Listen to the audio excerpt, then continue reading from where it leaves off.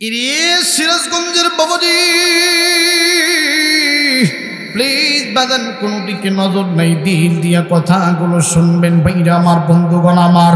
আর কোনোদিন আপনাদের সাথে আমার সাক্ষাৎ হবে কিনা আমার কোনো গ্যারান্টি নাই ভাইজান।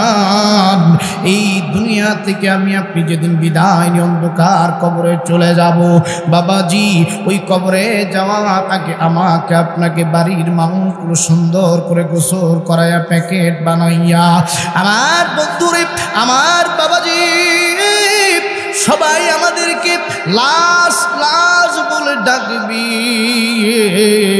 যেদিন সাদা কাপড়ের প্যাকেট আমাদের গায়ে পরাই দিবে ভাইজান, ওই দিন আমাদেরকে লাশ লাশ বলে সবাই ডাকবি। বাড়ির লোকেরা কইব লাশটারে গোসল দে, লাশটারে কাফনের কাপড় পরাই দে। আমার বন্ধুরে আমার বাবাজি, এরা সিরাজগঞ্জের বাপ ভাইরা, প্লিজ কোনো দিকে নজর নাই। আর কোনোদিন আপনাদের সাথে আমার দেখা হবে কিনা বন্ধুগণ কোনো গ্যারান্টি নেই, কোনো গ্যারান্টি নেই বাবাজি। এই দুনিয়া থাকার জায়গা না, এই দুনিয়া থাকার জায়গা না। আমার দাদা দাদি থাকে নাই, আমার নানা নানি থাকে নাই, আমি আপনি দুনিয়ায় কেউ থাকতে পারবো না। আমার ভাইরা রে, আগামী 100 বছর পর এই দুনিয়ার মানুষ যারা এখন আমি আপনি বেঁচে আছি ভাইজান, সবাই একদিন মরে গিয়ে কবরের ভিতরে আমার বন্ধুগণ মাটির সাথে মিশে যাব। আসেন বন্ধুরে, যেদিন আমি আপনি মারা যাব সেই দিন সবাই আমাকে বলবে লাশটারে গোসল দি, লাশটারে কাফন পরা, লাশটাকে এইবার পালকির মধ্যে উঠাই আনি। আমার বন্ধুরে লাশটারে যখন পালকির মধ্যে উঠাইয়া আমার বন্ধুগণ আমার বাবাজিরা বিশাল একটা ময়দানের কাছে নিয়ে যাইবে। ওই ময়দানে সামনে আমার লাশটা রাখিয়া ইমাম সাহেব তখন কি চমৎকার কণ্ঠে একটা বক্তব্য দিবে। ওই এলাকাবাসীরা, এই যে লোকটা মারা গেছে এইটা এখন লাশ, আমার নাম যদি আবু আইয়ুব আনসারী হয়ে থাকে, ওই দিন আমাকে আর কেউ আবু আইয়ুব আনসারী বলে ডাকবে না, সবাই বলবি লাশটার এখন জানাজা হবে। সবাই কাতারবদ্ধ হয়ে দাঁড়িয়ে যাও। সিরাজগঞ্জের বাবাজি, আমার আপনাকে সেদিন জানাজার সময় সবাই আমাদেরকে লাশ লাশ বলে ডাকবে রে বন্ধু। ওই দিন কিন্তু আমাদের নাম ধরে কেউ ডাকবে না। এই জন্য আমার বাইরা রে, ইমানদার হইয়া মুমিন হইয়া অন্ধকার কবরে যাওয়ার দরকার আছে না নাই? হায় হায় ইসলামের আলো জ্বালাইয়া দিয়া নবী মদিনার মাটি করলেন বিছানা। হায় হায় কোরআনের আলো জ্বালাইয়া দিয়া রাসূল মদিনার মাটি করলেন বিছানা। মারহাবা বলেন, আর একটু জোরে জোরে বলুন না মারহাবা। আমার ভাইরা, আমার বন্ধুগণ, আল্লাহ রাব্বুল আমিন ডাক দিয়ে বললেন নবীজি तमाम পৃথিবীর মানুষদেরকে আমার পক্ষ থেকে জানিয়ে দেন নবী গো, ইয়া রাসূলুল্লাহ ইয়া হাবিবাল্লাহ, মুমিন ব্যক্তি যদি মুমিন ইমানদার দাবি করতে চায়, কোন মানুষ যদি ইমানদার দাবি করতে চায়, নবী হে ওই মানুষটাকে আপনি মেসেজ দেন, ওই মানুষটাকে আপনি জানায়া দেন। ওই মানুষটার ভিতরে যদি 4টা গুণ থাকে, তাইলে আমি আল্লাহ তাকে ইমানদার হিসেবে আমার পার্লামেন্টে আমি সাব্যস্ত করব। বলুন না সুবহানাল্লাহ। ইমান ইমান বলো মানুষ, মারহাবা কম। ইমান ইমান বলো মানুষ, ইমান কি এত সোজা? বাদ দিয়ে ইমান বহিছি হাজি শয়তানের বোঝা।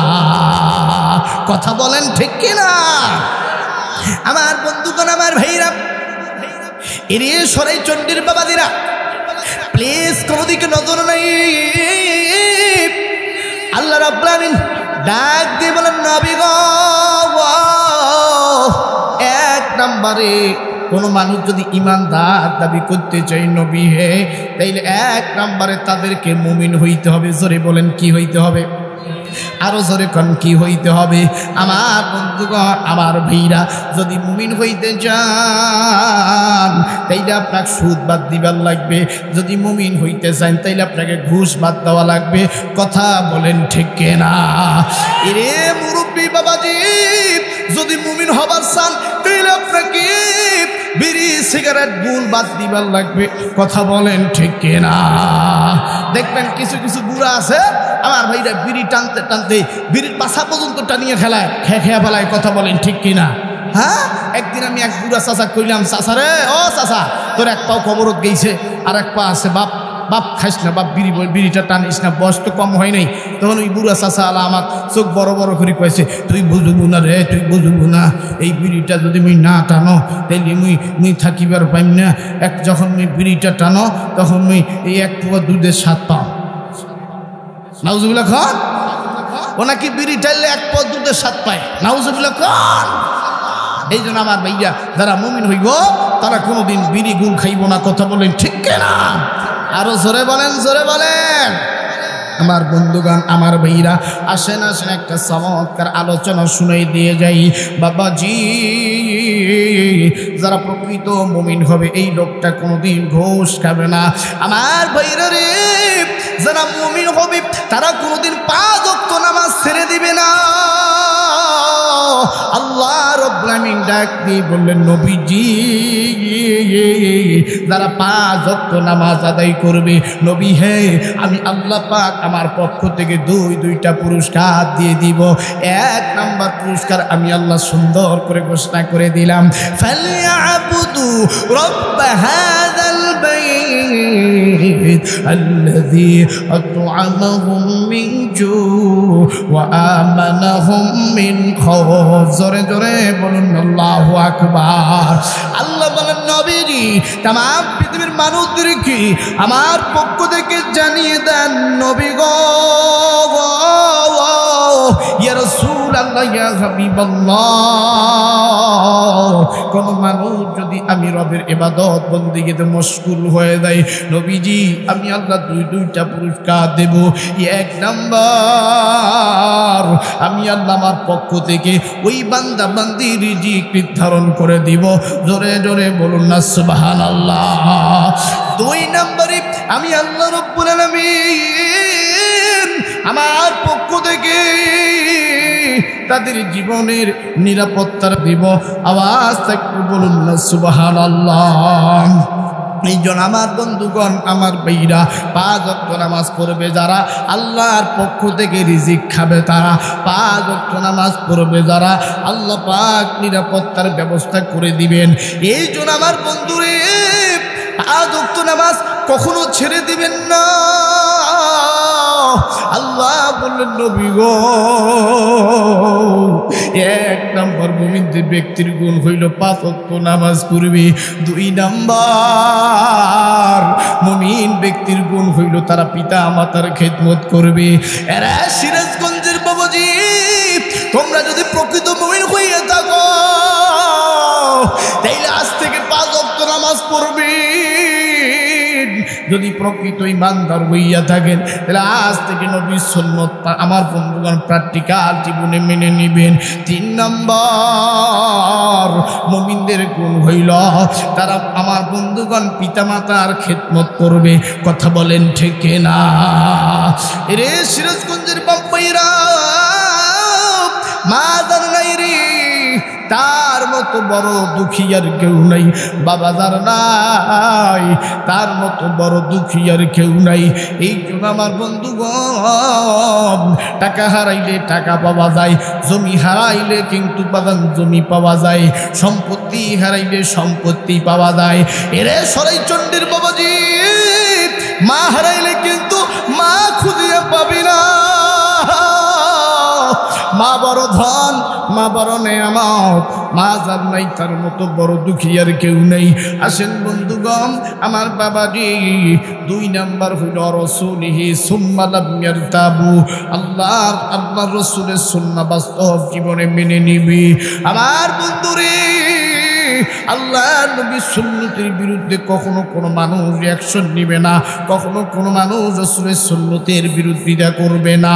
এর সিরাজগঞ্জের যুবক, রাসূলের সুন্নত হইল আমার বন্ধুগণ, এই যে দাড়িগুলো দেখতেছেন রে বাবা, এগুলো কিন্তু রাসূলের সব থেকে স্পেশালি দামি সুন্নাত। এই দাড়ি কেটে কোন যুবক যদি কবরে যায়, আল্লাহ নবীজি তার পক্ষে কিন্তু বাদান সাফায়াত করবে না।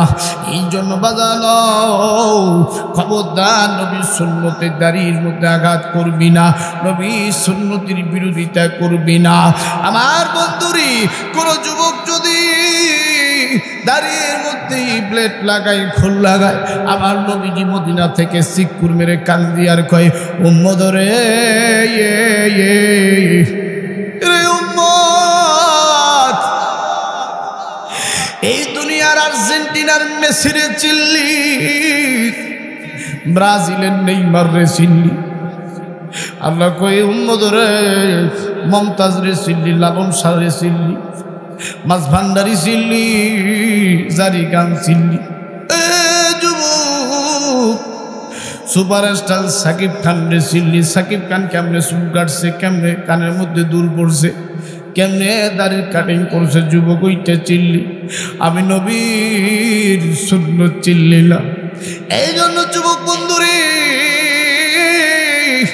আল্লাহ নবীজির স্পেশাল দামি সুন্নত হইল দাড়ি রে।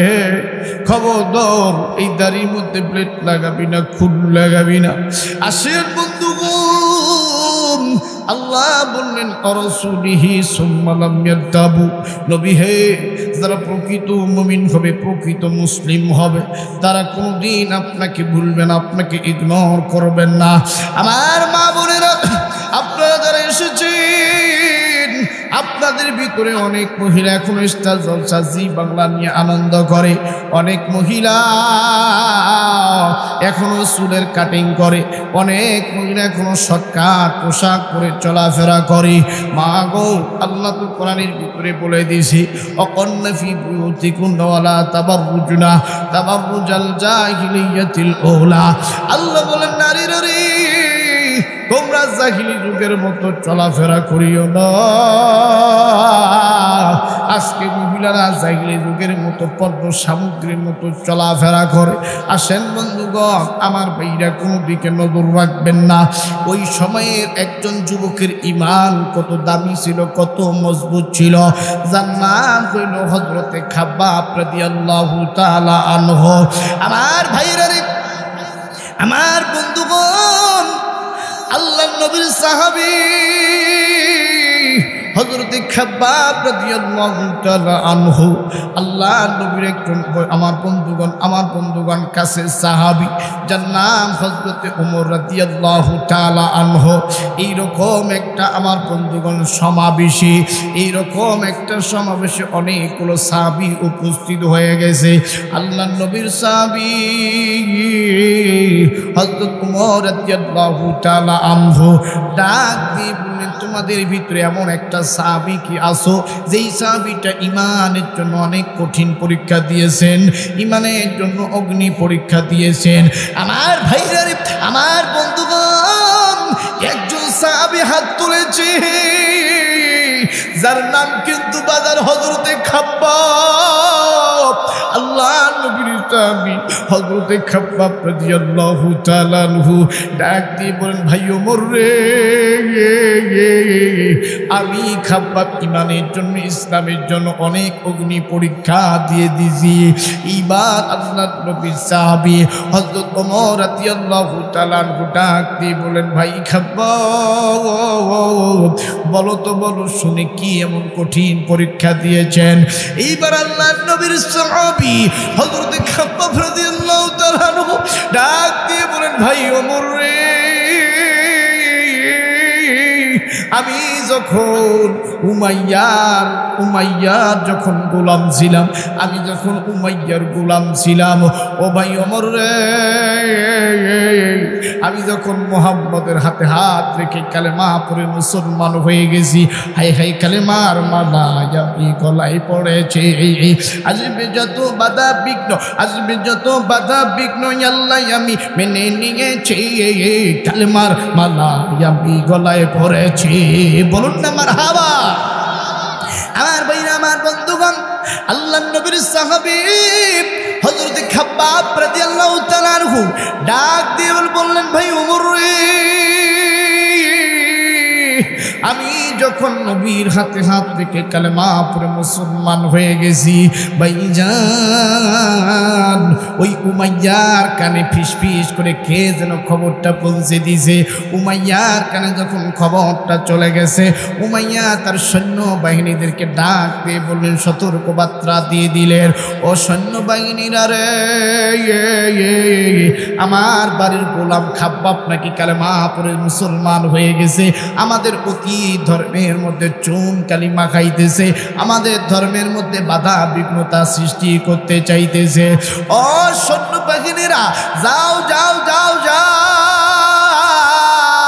হযরত খাব্বাবকে এবার মরুভূমির মধ্যে নিয়ে যাও, তাকে কঠিন থেকে কঠিন শাস্তি দিয়ে তাকে উচিত শিক্ষা দিবেন, যাতে করে মুহাম্মাদের দলের ভিতর অন্তর্ভুক্ত না হইয়া যায়। ভাইজান এবার সঙ্গে সঙ্গে সঙ্গে সঙ্গে আমার বন্ধুরি, আমার বাবাজি, এরা সিরাজগঞ্জের বন্ধুগণ, সরাই চণ্ডীর বাপ্পাইরা, শেষ পর্যন্ত যদি থাকেন চমৎকার কণ্ঠে মক্কা মদিনার আজান শোনাবো, চমৎকার কণ্ঠে কাবা শরীফের যিনি ইমাম কি বাচন ভঙ্গিতে কোরআন তেলাওয়াত করে আজ আমি আপনাদেরকে প্র্যাকটিক্যাল শুনে দিয়ে যাব। ভাইজান এইবার হযরতে খাব্বাব ডাকতে বললেন, ভাই ওমর রে, আমি যেদিন কালেমা পড়ে মুসলমান হয়ে গেছি, এই কথা যখন উমাইয়ার কানে পৌঁছে গেছে, উমাইয়া তার সৈন্য বাহিনীর দ্বারা আমাকে গ্রেফতার করে ফেলল। আমার বন্ধুরে, আমাকে গ্রেফতার করার পর আমাকে নিয়ে চলে গেছি মরুভূমির মাঝখানে। ওই মরুভূমির বালুগুলো কিন্তু বানান উত্তপ্ত বালু, ওই সূর্যের আলো 46 ডিগ্রি তাপ কিন্তু ওই সময় দিয়েছিল। ভাইজান ওই বালুগুলো প্রচণ্ড গরম হয়ে গেছে। এই উত্তপ্ত বালুর মধ্যে কোনো মানুষ যদি খালি পায়ে একটু হাসে, আমার বন্ধুগণ পায়ের গোড়ার মধ্যে ফোসকা পড়ে যাবে।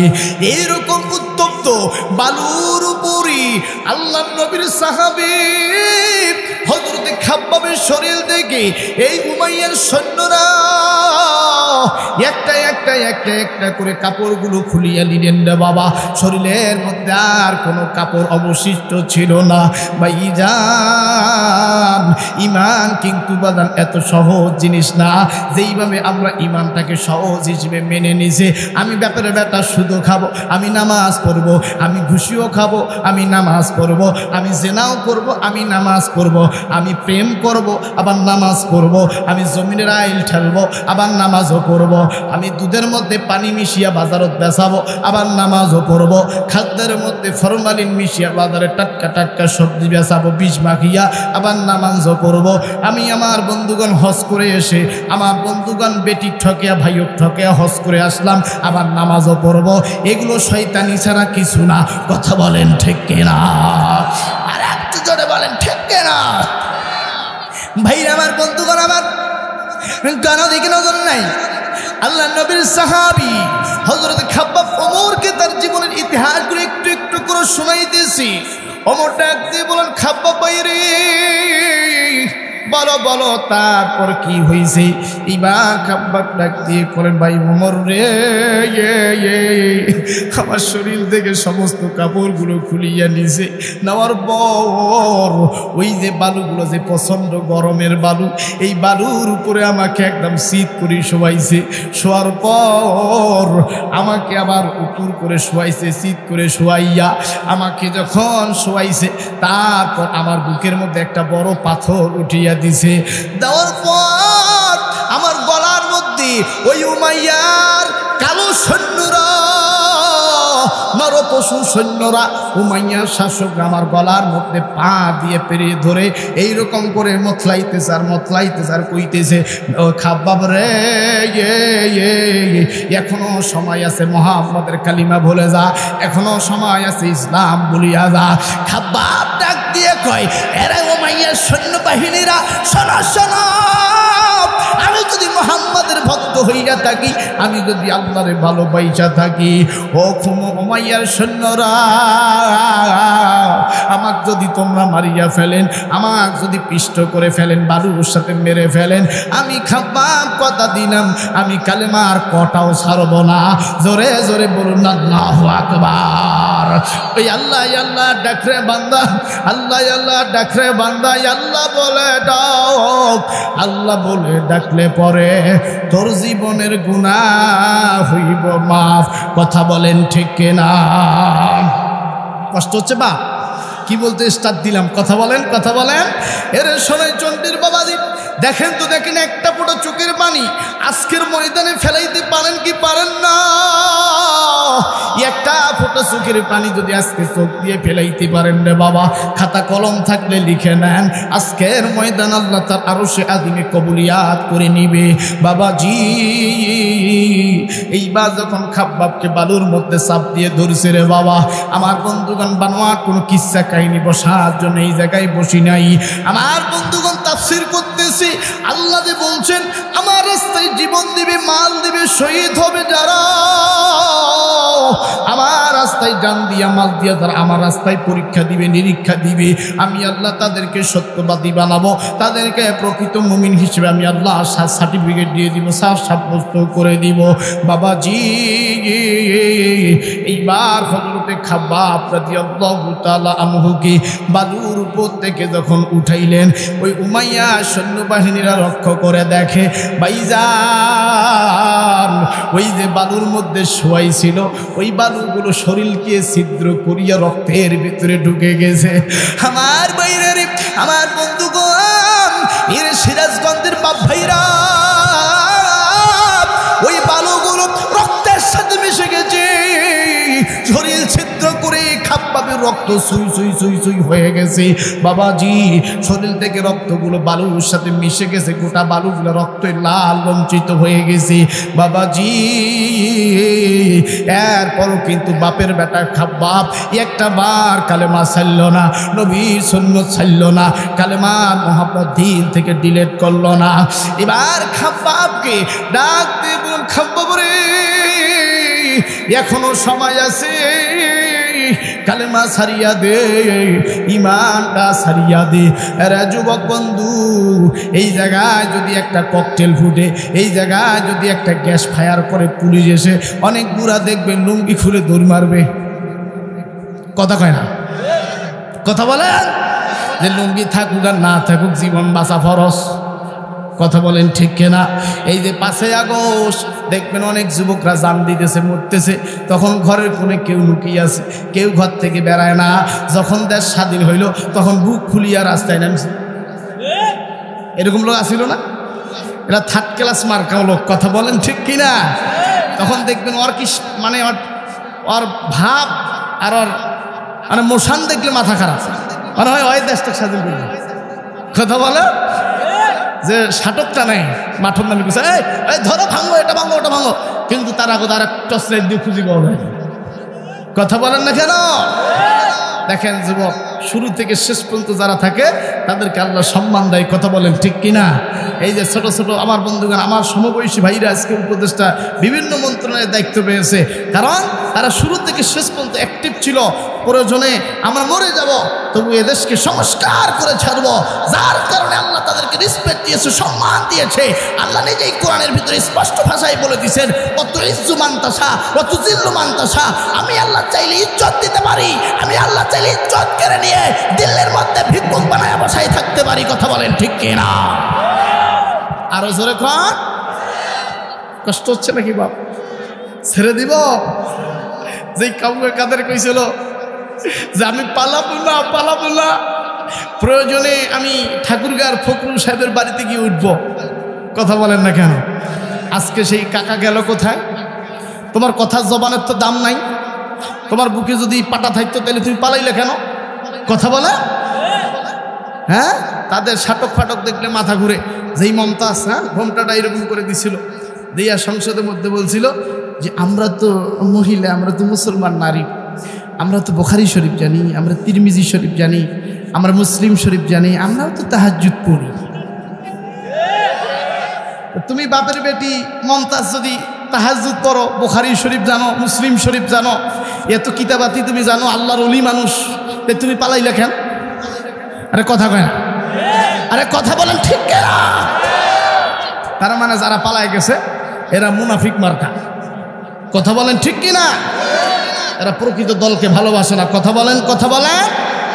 যারা এখন ওই দলে আছেন তওবা করেন, তওবা করে ফিরিয়ে আসিয়া জামাত ইসলামে ঢুকেন, নাইলে বিএনপি ঢুকেন। কথা বলেন ঠিক কিনা? নাইলে শরমনায় ঢুকেন। কথা বলেন। তবে আমার স্পষ্ট কথা, আমার স্পষ্ট কথা, দাদা চালিয়েছে, দাদি চালিয়েছে, বুবু চালিয়েছে, এই মহিলা পুরুষ আর আমরা এগুলো দেখতে চাই না। আমরা এখন কোরআনের শাসক চাই, মৌলবি চাই। কথা বলেন ঠিক কিনা? কারা কারা দিয়েছে দুটি হাত উঁচু করে আল্লাহকে দেখা।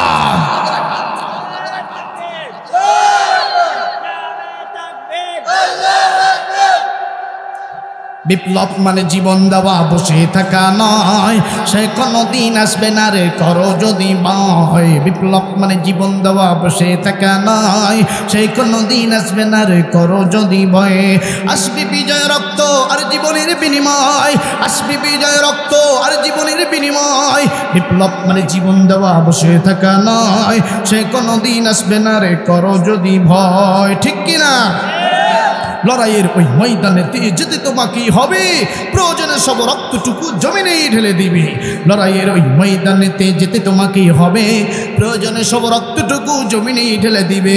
তবুও তুমি হারবে না তো, তবুও তুমি মানবে না তো বাতিলের কাছে পরাজয়। বিপ্লব মানে জীবন দেওয়া, বসে থাকা নয়, সে কোনদিন আসবে না রে করো যদি ভয়। বিপ্লব মানে জীবন দেওয়া, বসে থাকা নয়, সে কোনদিন আসবে না রে করো যদি ভয়ে। আরে কথা কয় না, কথা কয় না। কোথা থেকে সব ভিন দেশে শকুন আমার দেশে এসে, সেবার নামে বসলো জুড়ে মির্জাফরের বেশে। কোথা থেকে সব ভিন দেশে শকুন আমার দেশে এসে, সেবার নামে বসলো জুড়ে মির্জাফরের বেশে। ওদের করতে না স্থান, ওদের করতে না স্থান, হতে হবে নির্ভয়।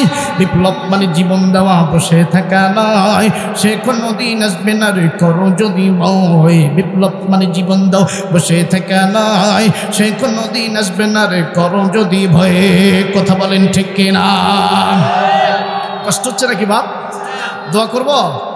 আরো আলোচনা আছে, অনেক চমৎকার একটু বয়ান আছে। কথা বলেন ঠিক কিনা? মক্কা মদিনার আযান শুনে যাবেন তো? মক্কার ইমাম কিভাবে কোরআন তেলাওয়াত করে শুনে যাবেন তো ইনশাআল্লাহ। এরে সিরাজগঞ্জের বাবাজি, এইবার আল্লাহর নবীর সাহাবী হযরতে খাব্বাব ডাক দিয়ে কয়, ও উমাইয়ার শাসকরা শোনো শোনো, আমারে যতই শাস্তি দাও, আমারে যদি টুকরা টুকরা টুকরা টুকরা করে কাটিয়া ফেলো, এরপর মুহাম্মদের কালিমা আমার মুখ থেকে মুছে যাবে না। ভাইজান, ইতিহাসের মধ্যে আমি পড়েছি, আমার বন্ধুগণ কিতাবের মধ্যে আমি পড়ে দেখলাম, হযরতে খাব্বাব রাদিয়াল্লাহু তাআলা আনহুকে এই যে গরু যে চামড়াটা বের হয় কুরবানি করার পর, যে গরুর চামড়াটা বের হয়, এই চামড়ার ভিতরে আমার বন্ধুগণ হযরতে খাব্বাবকে চামড়ার ভিতরে ঢুকিয়া আমার বন্ধু চামড়ার মুখটা বান্ধিছে, ওই গন্ধর ভিতরে তাকে ঢুকিয়ে রাখিয়ে দিয়েছিল অনেক সময়। তার কিন্তু বোঝান তিনি কালেমা ছাড়ে নাই, ঈমান ছাড়ে নাই। এইভাবে কাফেররা দেখতে দেখতে দেখতে দেখতে যখন আমার বন্ধুগণ অবাক হয়ে যাচ্ছে, আহারে এই লোকটা ঈমান ছাড়ে না, এই লোকটা কালেমা ছাড়িয়া দেয় না। আমার বন্ধুরে সর্বশেষ যেই প্ল্যানটা নিলেন, সর্বশেষ যেই চিন্তাটা করলেন রে বাবা, বিশাল একটা গর্ত খুললেন। এই গর্তের মধ্যে আমার বন্ধুগণ বড় বড় কয়লাগুলো ঢালছে, ঢালার পর এই অঙ্গার এই কয়লার মধ্যে আগুন জ্বালাইছে রে বাবা, এই কয়লাগুলোর মধ্যে আগুন জ্বালাই দিয়েছে। আমার বন্ধুরে আগুন জ্বলতে জ্বলতে জ্বলতে যখন কয়লাগুলো রং লাল বিরিঙ্গি হয়ে গেছে, এই লাল বিরিঙ্গি কয়লাগুলোর মধ্যে এইবার হযরতে খাব্বাব রাদিয়াল্লাহু তাআলা আনহুকে দুইটা হাত টান টান করে বেঁধিয়া আমার বন্ধুগণ ওই আগুনে যে কয়লাগুলো জ্বলতেছে ওইখানে তখন নিয়ে গেছে। নেওয়ার পর এইবার কাফের মুশরিকটা ডাক দিয়ে কয় খাব্বাব রে, এখনো সময় আছে রে বেটা, কালেমাটা ছেড়ে দে, কালেমাটা ছাইরা দে, তাইলে উমাইয়া তো বড় বড় জমি দিবে, বিল্ডিং বানিয়ে দিবে, আরাম আয়েসে খাবি, আরাম আয়েসে নারী নিয়ে ফুর্তি করবি, টাকা পয়সার অভাব হবে না। আল্লাহর নবীর সাহাবী হযরতে খাব্বাব ডাক দিয়ে বলেন, এরে উমাইয়ার সৈন্যবাহিনী, আমি খাব্বাবের কাছে টাকার দাম নাই, বিল্ডিং এর দাম নাই, নারীর দাম নাই, আমি খাব্বাবের কাছে ইমানের দাম বেশি। জোরে জোরে বলুন আল্লাহু আকবার। আমার বন্ধুগণ, আমার বাবাজিরা, এইবার অঙ্গারগুলো, আগুনগুলো যেই জায়গায় জ্বলতেছে আমার বন্ধুগণ, ওই জায়গার মধ্যে খাব্বাবকে ডাকাইয়া দাম আমার বন্ধুগণ দাঁড় করাইয়া পিছন দিক থেকে এমন জোরে ধাক্কা দিছে, সিরাজগঞ্জের বাবাজি রে, আরে সিরাজগঞ্জের যুবক, কেন তোমার ইমানের ভিতরে ভাইরাস ঢুকে গেছে? দেখো দেখো, আল্লাহর নবীর সাহাবী খাব্বাবের ইমানের মধ্যে বিন্দু পরিমাণ কোনো ভাইরাস নাই, কোনো দূষণ নাই। ও বন্ধুরে, যখন পিছন দিক থেকে জোরে একটা ধাক্কা মারছে রে বাবা, আল্লাহর নবীর সাহাবী হযরতে খাব্বাব ওই আগুনের কয়লাগুলো যেই জায়গায় জ্বলতেছে ওই জায়গায় আমার বন্ধুগণ এইরকম করে ধাপ করে পড়ে গেছে। ভাইজান, কিতাবের মধ্যে এসেছে রে বাবা, যখন এই আগুনের মধ্যে পড়ে গেছে, আগুনের যে কয়লাগুলো যেই গোস্তের মধ্যে লাগছে ওই জায়গাটা গর্ত হয়ে গেছে, এইরকম করে শরীরের পুরা বডিটা, পিঠটা, পেটটা যা আছে রে বাবা, হাঁটু টাটু যা আছে সব জায়গায় গর্ত হয়ে গেছে। কয়লা অর্ধেক গোস্তের ভিতরে ঢুকে গেছে, গোস্তের যে রক্ত আছে শরীরের রক্ত দিয়া কয়লার আগুন নিভিয়া গেছে। এরপরেও কিন্তু বাদান ইমান ছাড়ে নাই। আমার বন্ধুগণ, শুধু তাই নয়, খাব্বাব ডাক দেয়া কয় আহাত আহাত আহাত আহাত। এরপরেও কিন্তু বাদান রে, আগুনের মধ্যে পড়ার পরও কিন্তু বাদান ইমান ছাড়ে না। এইবার কাফের মুশরিকরা কি করছে রে বাবা, এই বেটা আল্লাহর নাম নেই, এই বেটা মুহাম্মদের নাম নেই, এই বেটা কালেমা পড়ে, এইবার মুখটা টান করে হা করে ধরছে, ধরার পর জিহ্বাটা টান দিয়ে বের করছে। আমার মা বোনেরা রে, ইমান এত সহজ নয়। হেরে করি যে টুকরা যুবক রে, ইমান এত সহজ নয়। তোমার মতো ওই যুবকটা দেখো কেমনি ইমানের পরীক্ষা দিয়েছে। ভাই গো, জিহ্বা যখন টান দিয়ে ধরছে রে বাবা, একটা মানুষের জিহ্বা যখন টানবেন, আমার বন্ধুগণ নিম্ন হইলে এতটুকু জিহ্বা বের হয়ে আসবে। কথা বলেন ঠিক কিনা? যখন জিহ্বাটা বের হয়ে গেছে, জিহ্বার মধ্যবর্তী জিহ্বা যেই জায়গায় ভাত খায়, যেই জায়গায় আমার বন্ধুগণ পানি খায়, যেই জায়গা দিয়ে আমার বন্ধুগণ খাদ্যগুলো ঘুরপাক ঘুরপাক ঘুরপাক করে, ওই জিহ্বার মাঝখানে কাফের মুশরিকরা কি করছে রে বাজান, আপনারা জানলে অবাক হয়ে যাবেন। রড দিয়া যেই রটের চামচ থাকে, এই রডগুলো দিয়ে একটা কয়লা এইরকম করে ধরিয়া একজন জিহ্বা টানি ধরছে, ওই জিহ্বার মাঝখানে কয়লাটা এইভাবে আগুনটা ছেড়ে দিয়েছে। আর বন্ধুরে, কয়লার অঙ্গার যখন জিহ্বার মাঝখানে ছেড়ে দিয়েছে রে, মাঝখানটার সাথে সাথে পুরো একটা গর্ত হয়ে গেছে। আরে এরপরও কিন্তু ইমান ছাড়িয়া দেয় নেই। এই কথাটা যখন উমরকে বলতেছে হযরতে খাব্বাব, হুজুর ভাই রে, আমি এইরকম করে আমি ইমানের পরীক্ষা দিছি। এইবার উমর চোখের পানি ঝরঝর ঝরঝর করেছে রে, মাসুম বাচ্চার মতো কান্দে আর কয়, খাব্বাব রে, আমি জানি না তুমি এত ইমানের পরীক্ষা দিছো। আয় আয় আয় আয় আয় আয়, আজকে আমরা একটু কোলাকুলি করি। আল্লাহু আকবার কোন, আজ একটু কোলাকুলি করি। এইবার খাব্বাব ডাক দিয়ে কই, ভাই ওমর রে, আমি আপনার সাথে কোলাকুলি করব না।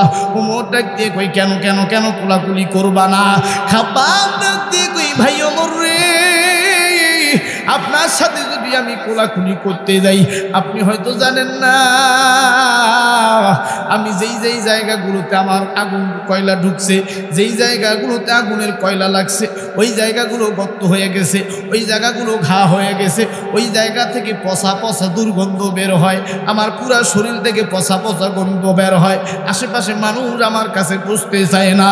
ও ভাই ওমর, আপনার শরীর পাক পবিত্র, আপনি একটা ভালো মানুষ, আমার সাথে কুলাকুলি করেন না, আমার শরীর থেকে গন্ধ আসে, এই গন্ধ আপনার নাকে লাগলে আপনার বমি বের হবে, চোখ দিয়ে পানি বের হয়ে যাবে। আল্লাহর নবীর সাহাবী হযরত ওমর রাদিয়াল্লাহু তাআলা আনহু ডাক দিয়ে বলেন, খাব্বাব ভাই রে, আমি আপনার সাথে কোলাকুলি করব, কারণ আপনি ইমানের জন্য 1 নাম্বার পরীক্ষা দিয়েছেন, আপনার পরীক্ষা আল্লাহর আরশে আজিমে কবুল হয়ে গেছে। এইবার আল্লাহর নবীর সাহাবী হযরতে খাব্বাব নিরুপায় হয়ে গেলেন। একটা মানুষ যদি বারবার কোলাকুলি করে চায়, তাকে তো আর সবসময় না কওয়া যাইবে না, বলতেছে ঠিক আছে ঠিক আছে ঠিক আছে, তাইলে করেন কোলাকুলি। আমার বন্ধুরে, এইবার আল্লাহর নবীর সাহাবী হযরত ওমর রাদিয়াল্লাহু তাআলা আনহু, আমার বন্ধুগণ, আমার ভাইরারে, বেশি লম্বা করব না আমি বন্ধুগণ, রাত বেশি ভারী হলে সমস্যা হয়ে যাবে, যেহেতু ফজরের নামাজ জামাতের সাথে পড়া লাগবে। যদি ফজরের নামাজ জামাতের সাথে না পড়েন, অথবা নিজেও যদি না পড়েন, তাহলে সারা রাত যদি এইখানে আমির হামজা হুজুর ওয়াজ করে, এই জায়গায় যদি গিয়াসউদ্দিন তাহিরি হুজুর ওয়াজ করে, এই জায়গায় যদি মিজানুর রহমান আজহারি হুজুর ওয়াজ করে, হাফিজুর রহমান সিদ্দিকী হুজুর যদি ওয়াজ করে, 1 লক্ষ 2 লক্ষ টাকা দিয়ে হুজুর ভাড়া করিয়া নিয়ে যদি ওয়াজ শুনেন সারা রাত, আর যদি ফজরের নামাজ না পড়েন, ওয়াজ কোনো কাজে হইব না। আরে কথা কয় না? আমার ভাই 20,000 30,000 দিয়ে নিয়ে আসছেন, ওরা তোকে আনতে গেলে 1 লাখ 2 লাখ 3 লাখ টাকা দিয়ে আনা লাগবে। যদি সারা রাত ওয়াজ শুনেন আর কান্দেন, আজ যদি আমার ভাইরা নামাজটাই না পড়েন 5 ওয়াক্ত, তাহলে ওয়াজ শুনে কি কোনো কাম হইব? আরে কথা কয় না? এই জন্য ওয়াজ শুনে এই যে দিলটা আছে, এই দিলটা ওয়াশ করা লাগবে।